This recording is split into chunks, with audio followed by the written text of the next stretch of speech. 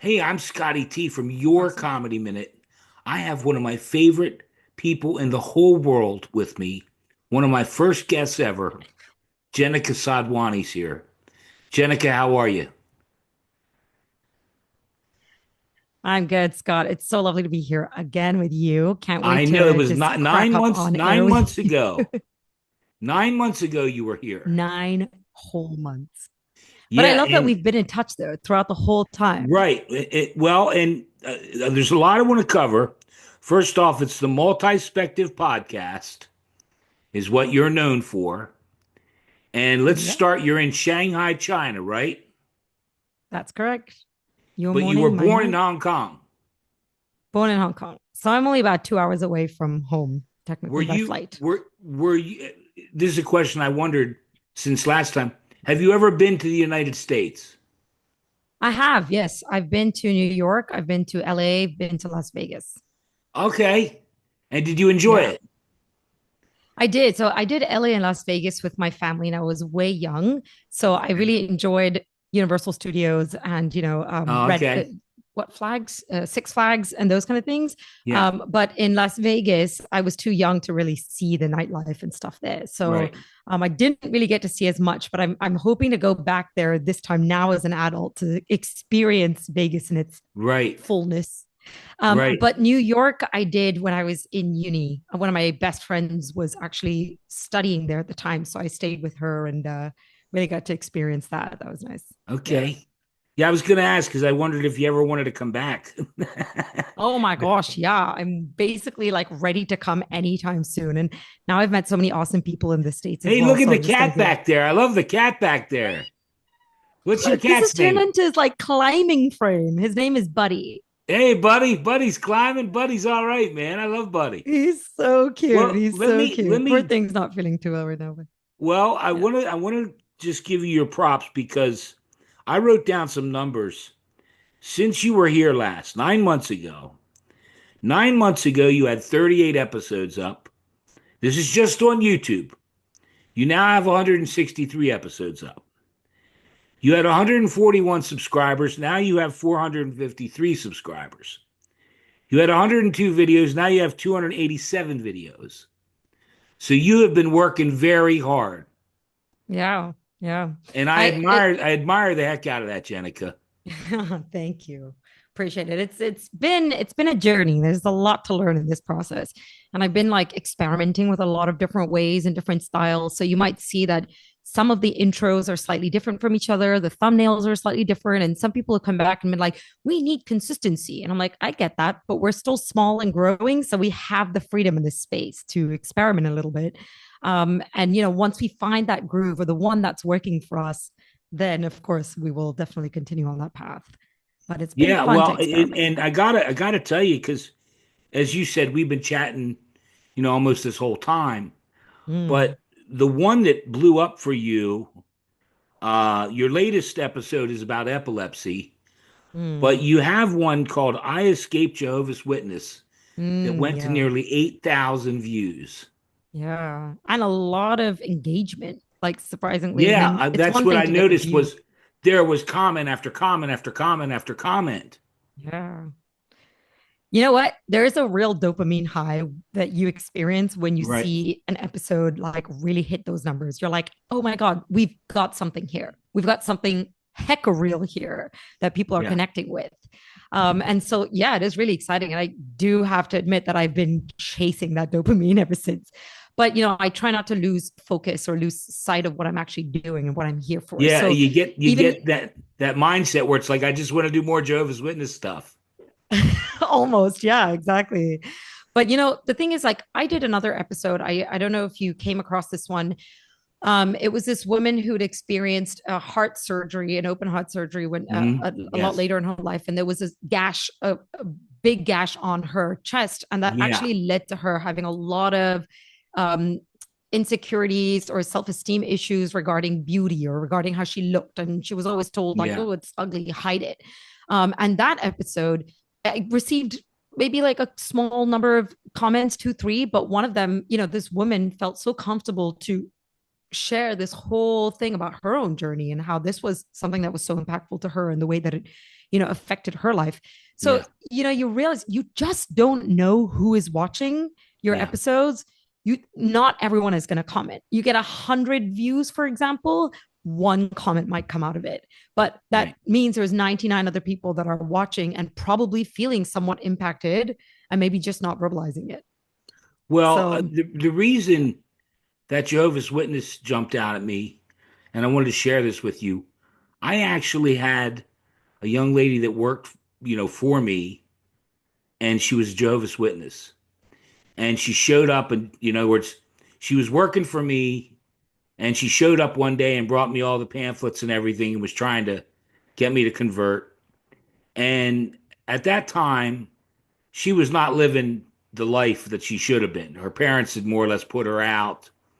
And to this day, I've always, because I learned that they don't celebrate holidays and stuff. So, mm, like on Christmas, I would send her a text and write Happy Thursday instead of Merry Christmas, and she always was like, I can't believe you do this. But it's just, I really could relate to that episode because I always think of her like you're living a lie, mm, because I have yeah. my feelings about that as far as cult.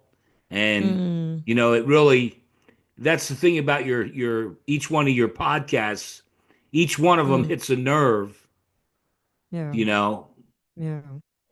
Yeah. whether it I be think a lot of it the is, woman with the scar, or like last yeah. time we talked about the sex worker, Mm, and yeah. now you got a sperm donor. That's a really interesting one. This person was sperm donor conceived. So born from a sperm donor and Right. actually grew up to find out that they actually had more siblings than they knew. And next thing you know, they're on a Facebook group with like 80 people, Yeah, 80. known conceived, like 80 siblings and counting. They were like, I wouldn't be surprised if I had like over 100. And it was like the way that it impacted them, right? Like Yeah. how they found at work that someone they were working with was a sibling. They could have potentially dated a sibling. And so like little things like this that you wouldn't even think about. Or like Right. how her family tree went from her and her mom to freaking 90 people, Yeah. like siblings she barely knows, and nieces and nephews, like thousands of nieces and nephews now because their siblings probably have kids or grandkids, and it's just become so complicated for this person. The impact again is just, you would think that, oh well, I'm just conceived by a sperm donor, but like, wow, right? You're walking across the street and you're like, that person could be my sibling, that person, and it's kind of scary if you think about it. Yeah. um so yeah, I think that episode was, there were a lot of like, it just hit me with a lot of like, oh, like possibilities that I never ever thought because I've Well, just had that a that normal was family. going to be my next question, Jenica. Do you ever find yourself getting caught up in them where, like for me now, I've done, 100, maybe 150 of these Yeah. because in that 9 months I've been doing them, and I get personally involved with Oh that gosh, person. yeah. Yeah. Like I had a girl, you maybe don't know about this, Joplin, Missouri, there was a huge tornado and it Mm, killed hundreds of people, lots mm, of her family and everything. And so that I immediately connected with her because I was like, this girl's been through a lot.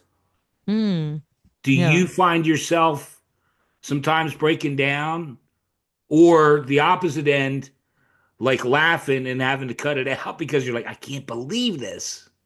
Yeah. I definitely have been very impacted. I think in ways that I never imagined I would be. There have been a Right. lot of times where I've actually maybe seen the dark side or gone into assuming the dark side of an individual. Like, for example, as a teacher, right? I'm looking at my students and I might see a really small thing and I'll be like, I'll go into my head and be like, is this a trauma response? Is this a possibility this kid is getting abused at home? And like, that is like where my brain just goes to now, which before I used to see the benefit of doubt in people. And so sometimes I have to kind of like reel it in and be like, no, no, no, not everyone is inherently bad. Like it's okay. Yeah. These people, there's a set of people that have gone through it and they've been, unfortunate to come across very bad people, but it doesn't mean everyone is. And so, yeah, I think without even realizing, but sometimes I my brain just goes there, and I have to kind of like have conversations with people or remind myself that it's not all like that, that people do have good intentions. Not Right. everyone is out to take advantage of someone else. So No. yeah. Well, it's funny because as I do these, now this is our second time, so you're Yeah. a little used to my nonsense. But as I finish, people will go, "How was that?" And I go, everyone's different because I Everyone is shoot different. them. There's no rehearsal. There's no, pre-made script. I like doing Mm, them this way because I don't know what you're going to say. You don't know what I'm going to say. yeah. And, um, but Yeah. I do get attached to each person. Yeah. Now, some I don't because they're jerks. It's like I get I don't know if you've ever felt this way, but sometimes it's like I can't wait for it to end. Yeah. Like I'll give you an example. I don't know if you've ever had this. You probably have, where you're like, okay, where are you from? Uh, are you from New York? Yes. Were you born? Yes. It's like one word Right. answers, and you're just ready to go. Yeah. What is wrong with you? Why Yeah. did you come Yeah. on the show? Yeah. That's, I mean, I have to say there has been a couple of times where I've had certain individuals where, like, there was this one time and we didn't even get to the recording stage of the episode because they were very inconsistent in like, okay, let's do it. Okay. And the thing is that there's a lot of prep that goes in behind one recording. So I had to set up, make my whole setup, get ready for it. And usually it's very odd hours for me, either really early in the morning on a weekend or really late at night, like No. way past bedtime for me. And I'll get it all ready and I'll wake up and I'll get myself there. And then there's just no response from the individual. And I'm like, oh, come on. There's a thing about respecting time. But it's not that. It's like there's also been individuals where I've had like pre calls or in pre conversations with who've been so comfortable with sharing their story with me and then getting on air and it's like don't want to share anything. And that's okay. That's okay. Maybe they've just had like cold feet. It's not easy to share your story on air. Right. And sometimes I do look within myself, like, did I not create a comfortable space for this individual to feel comfortable Yeah. to share it? Um, so sometimes I look within and I'm like, okay, it could be me. But then other times I also kind of feel like, this is the premise of your story. And I want to hear a little bit of that background context that's important for people to sort of resonate with you and understand where you are now and why that's so important for you. And so I've had to kind of go back to some of these guests and be like, hey, like, no, I'm not necessarily asking you to share like gruesome details, but just bits of your story that is gonna context. And sometimes it's just really difficult. But I understand, you're being vulnerable. You're sharing something so deeply personal to you. I struggle with that. I can barely share my own personal stories to people. Yeah, I want to So I get can into that in a understand. little bit because you started now doing your personal diary. But I want to go Mm, back to that Jehovah's Witness because that is someone that you work with, right? yeah. Yeah. And you've Yeah. worked with He's them on the for a team. while, and they finally decided to come front and tell their story. Yeah, and he was really nervous as well. Like he did say, "Oh, I don't know how to do this. Like, it's going to be the first time I'm sharing this." And, Yeah. but of course, it was very different because he knew he was going to be editing his own episode. That was Okay. one thing which really mattered, right? Sure. But Sure. also giving that reassurance, like, hey, like we're gonna cut out whatever you don't feel comfortable with, like Right. we're in this together kind of thing. So we Yeah. just share whatever we feel comfortable with. And partly also us knowing each other really helped. So yeah, he was great. And he went on to do a couple of podcasts after me as well. He came to say even to me afterwards that sharing my story with you was so liberating that I didn't even realize until I got out of it. He was like, I needed to wind down with a glass of wine after because I relived it for the first time in years.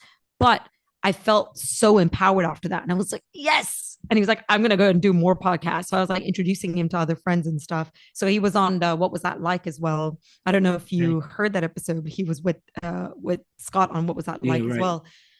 And he's like, if you know anyone else that would like to do it, like holler at, I'm happy to do it. So that's really cool. It's really cool. Do Yeah. you find yourself uh, because we talked about it, you mentioned the dopamine and getting wound up when that one took off. Mm. Do you get attached? Do you ever feel like this is gold? This is going to do great, and then you put it up and you end up with 100 views. Yeah, because the thing is, I realize that maybe what seems really catchy, or like maybe what seems like a really unique or different story, something that I would never heard of, or it's very hard to come by. I think those ones are gonna hit off, but then those are not necessarily, for example, keywords that people are typing. So it's just not showing up, or maybe YouTube doesn't recognize it as something that is so, important. It's not a trending topic, so it's not going to push it out there. So there's a lot of different factors. Maybe the story is not so what was I going to say? There was a word I was looking for. Like maybe the story in itself is not something that many people can connect with because it's too unique of a story that that could be a possibility as well. But you I'm just never know. I mean, you really never I'm not know. proud to admit this, Jenica, but I had scrolled through some of your stuff, and just by the thumbnail, I say no, no, no, no, no, no, no, no, no, no, no. I'm not looking at that. I am not looking at that. Yeah. Curious as to why. Um, I this is just me, and you know me, I'm an idiot. But Yeah. like Too intense. any kind of appendage missing, like they're missing an arm, or in other words, I have turned down people that wanted to be on my show because they had a speech impediment, or and it's not me being, it's just I don't think it's going to work. I mean, Mm, it's not that I don't want, I would love to have them on, but it's spinning our wheels because number one, I don't believe in it. And like I had a young man that was missing part of an arm, and it wasn't like he was in an accident or something. He was born that way, and that was mm. his whole shtick. And I thought, first off, I don't want to look at that. I can't. And I Yeah. guess that's How what do I'm you how do saying. you put it that way with them? Well, I just told him I can't. I'm sorry. I'm not going to. I don't want to proceed. Fair And the guy enough. with the speech impediment was really upset. But I mean, it was almost like he was making fun of himself. But I kind of thought other people would say that's not really funny, buddy. Mm, You know what I mean? yeah. I have a different slope because I run a comedy show. Right. I'm having you back on because I love you and the fact that you have supported me when I asked for people. You sent me a video. And so I'm like, look, I got to have Jennica back on because I love her. I think you're fantastic. I'm so proud of everything you're doing. Thank you. It doesn't really fit the comedy vein. We're going to get to your comedy maybe here in a little bit. Yeah. But it's just that I find it interesting because number one, the whole Jehovah's Witness thing where it blew up, Mm, and I've had that happen to me a few times, right. and I think it's really neat for you and I to talk about that because it's like you want to capture that again. Yeah, exactly. Like You what think, what was it well, like? Yeah. what was it that one did that this one didn't do? Yeah. And that was But actually there's one of the first things I did. Like as soon as that one blew up, I just went straight up on Reddit and I was like, guys, tell me what happened. Like what happened here that is not happening anywhere else. And I started even putting like the words Jehovah's Witness in some of the descriptions of my following episodes to see, but it's not obviously having that kind of effect. Just to see, that's just to see, funny, because like I mean, it would be like if you enjoy this show, then watch this episode, and then it would be like a couple right? of other episodes, and that Jehovah's Witness one would also be put in there. Just again, this is all part of that testing, right? Because I want people to come in and sort of see what kind of content they can find, right? But Yeah. again, I think that the issue is that like my podcast is niche to an extent, but also very broad, right? There's all kinds of stories. Oh my You have gosh, a yeah, lot of right. So you have yeah, some my gosh, podcasts that are yeah, very cult niche, and those they're all about cults. Or you've got ones that are, they're very, very particular, specific, and so they're able to attract an audience and keep that yeah, audience. yeah, Whereas for mine, you might have someone that's interested in a cult story, maybe because they've gone through it or lived it themselves, but they wouldn't be interested in something else. So it yeah, becomes really hard to really like reel in one type of audience and keep that yeah, audience. Yeah. yeah. So, Well, just look at, last time we were talking about sex workers, this time sperm donors, right. epilepsy, Yeah. and that's where I admire the heck out of you. For me, like with the epileptic girl, like, Mm, I actually have one coming up with a right. girl that has epilepsy, but it Right. was all I could do to not do epileptic jokes. Yeah. That's a you know, you could probably pull it off if you speak to her in advance and ask her how comfortable she is with, Oh, I making did jokes it. about it. I Yeah. did it. The hell with it. How did she take it? No, she was cool. She Okay. actually did Yeah. her own epileptic jokes. Oh, fantastic. But no, I get what you're saying. And your whole thing with multispective is just that each person has a story to tell, Yeah. right? Yeah. And that's why I Exactly. love you so much because you let each person share their story, whether it be about a scar or it Mm. be this or it be that. Yeah. Um, do you have a hard time finding stories?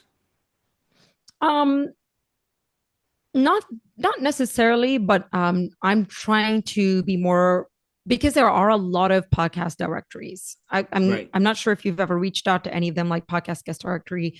No. They're actually like little middlemen that kind of connect guests with podcasts. Usually, these guests are people or individuals that have written books or have a business of their own. So they might pay Mm. these directories and then they'll connect them with us. So those really help a lot.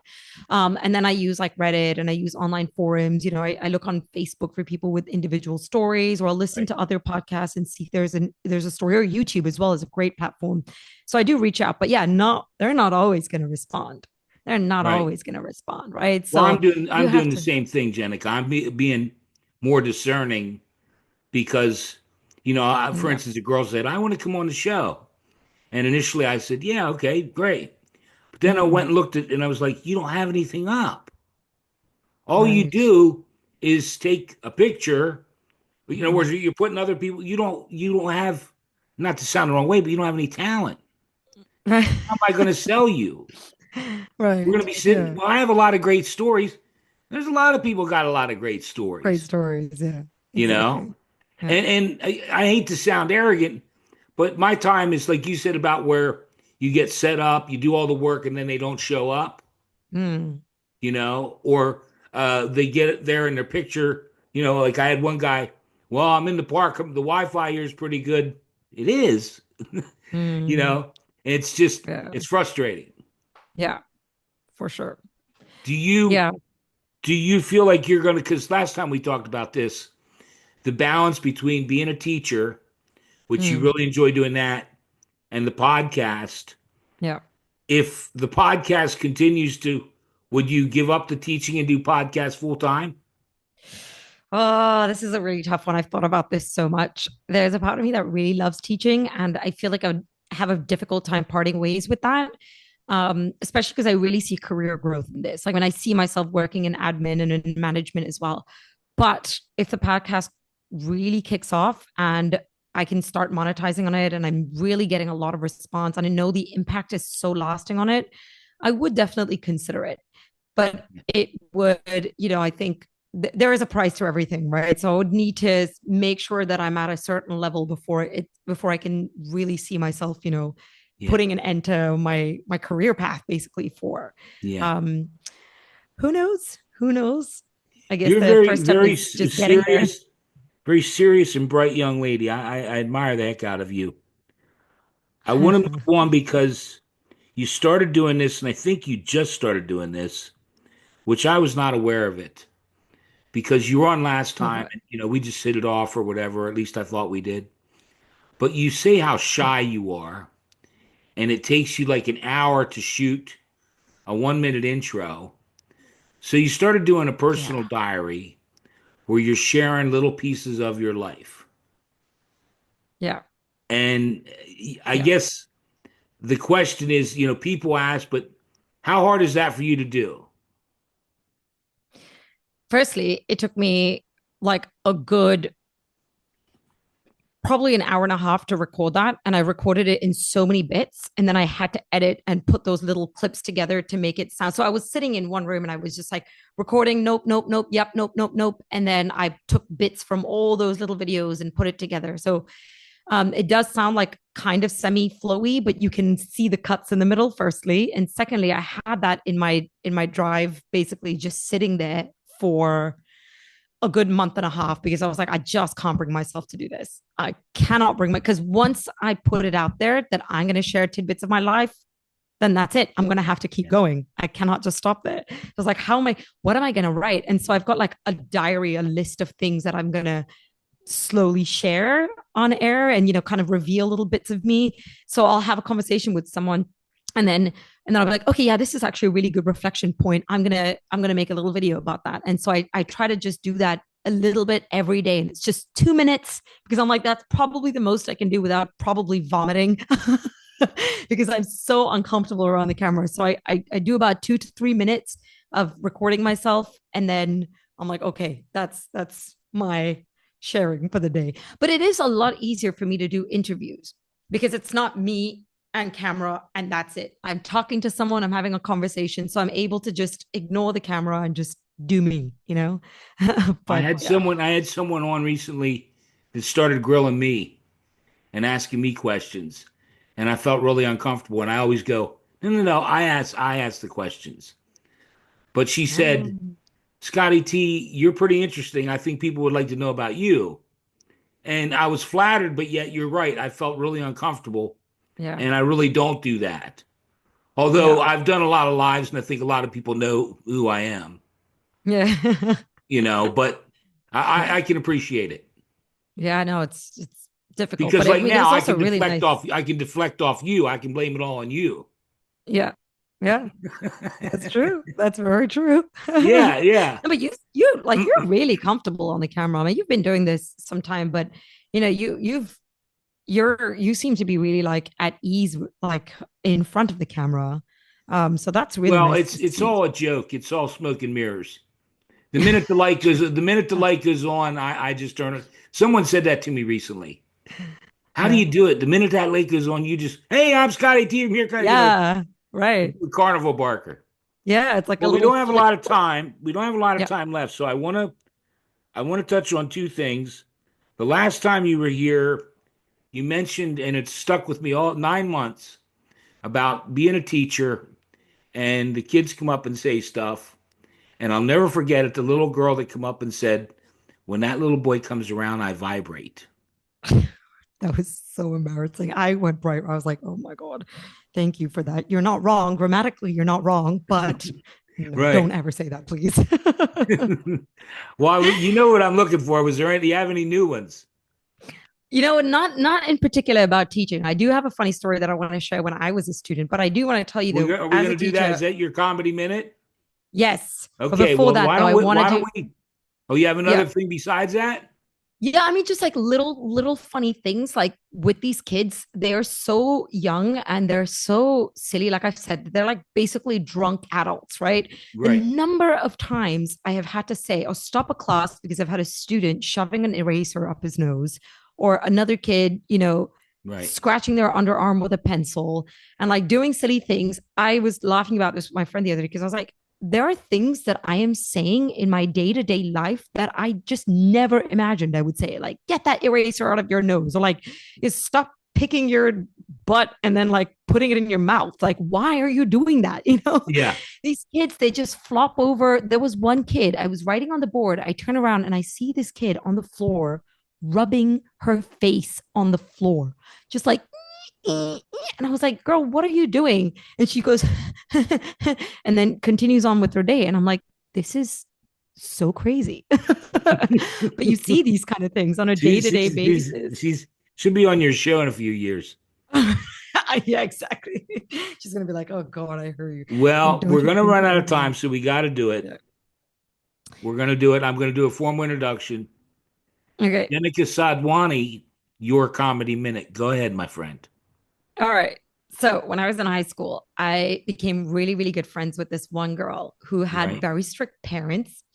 And especially her mother used to be kind of like really watching, her moves and stuff. But like Mhm. we together were very rebellious. And Right. she somehow for a while managed to get away with a lot of things. But then at some point, I don't know what happened. Fate just kind of like turned around for her and she started getting caught for everything. And it was always with me, only and only with me. And we always had these most weirdest, most strangest situations. She would get caught for the most stupidest things.